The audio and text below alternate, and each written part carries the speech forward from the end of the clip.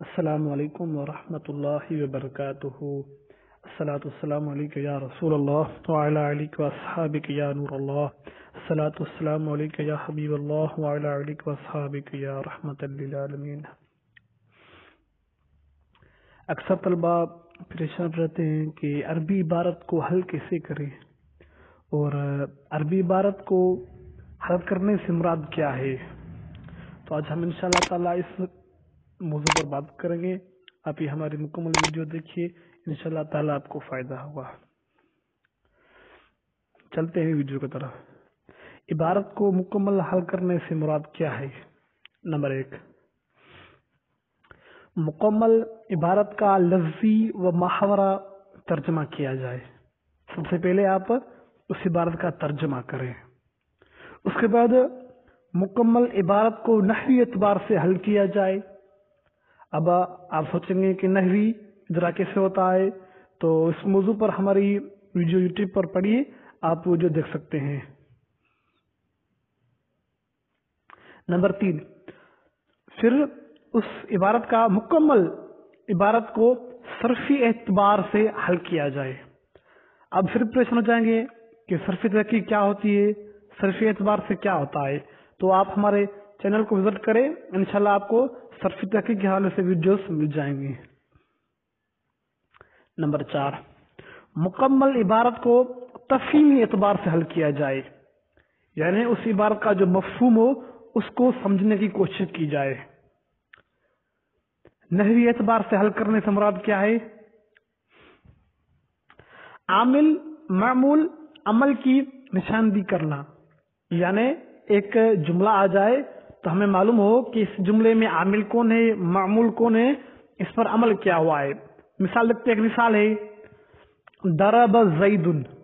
اب اس میں عامل کیا ہے، معمول کیا ہے، اور اس میں عمل کیا ہوا ہے۔ سب سے پہلے ضرب زید میں ضرب عامل ہے، کیونکہ فعل امر کرتا ہے۔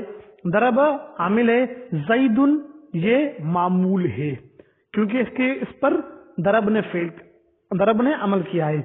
عمل کون سا ہوا ہے؟ زید کو ضرب نے رفع دی ہے، یہ اس نے عمل کیا ہے۔ آگے چلتے ہیں، اعراب و وجہ اعراب کی پہچان، یعنی جس کلمے پر اعراب آئے تو اس کی وجہ بھی معلوم ہونی چاہیے۔ مثلا ضرب زید پر اگر ہم سے کوئی پوچھے کہ زید مرفوع کیوں ہے، اس پر رفع کیوں آئی ہے، تو اس کی وجہ یہ ہے کہ یہ ضرب کا فاعل ہے، اور فاعل ہمیشہ مرفوع ہی ہوتا ہے۔ نمبر 3، عبارت میں آنے والے تمام کلمات کا نحوی اجرا کرنا۔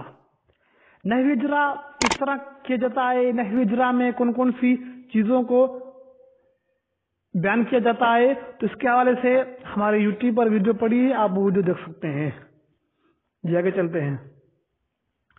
عبارت میں آنے والی تمام جملوں میں مسند و مسند الیہ کی نشاندہی کرنا۔ عبارت میں آنے والی تمام جملوں میں مسند و مسند الیہ کی نشاندہی کرنا۔ اب آپ کو کیسے پتا چلے کہ مسند و مسند الیہ کیا چیزیں ہوتی ہیں، آپ کو کیسے پتا چلے، تو اس کے حوالے سے بھی ہماری یوٹیوب پر ویڈیو پڑھی، آپ وہ بھی دیکھ سکتے ہیں، تو انشاءاللہ تعالیٰ آپ کے علم میں فائدہ ہوگا۔ عبارت میں آنے والی تمام جملوں کی نحوی تحقیق کرنا۔ یہ آگے چلتے ہیں، صرفی اعتبار سے حل کرنے سے کیا مراد ہے؟ صرفی اعتبار سے حل کرنے سے کیا مراد ہے؟ صرفی دائرہ کار کی پہچان، یعنی صرفی تحقیق کس طرح ہوتی ہے۔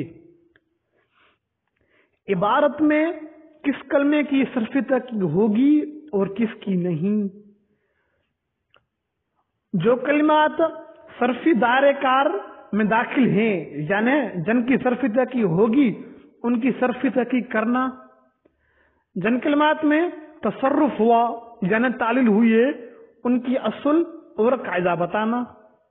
عبارت میں آنے والی تمام افعال اور اسماء مشتق کے بارے میں یہ معلوم ہونا کہ یہ کس طرح بنے ہیں۔ عبارت میں آنے والی افعال اور اسماء مشتقہ کے صرف کبیر صرف صغیر یاد ہونا. تو یہ اس طرح ہی عبارت کو حل کیا جاتا ہے. آج کی یہ ہماری ویڈیو مکمل ہوئی. اگر یہ ویڈیو ہمارے آپ کو پسند آئی ہو تو ویڈیو کو لائک ضرور کیجیے گا.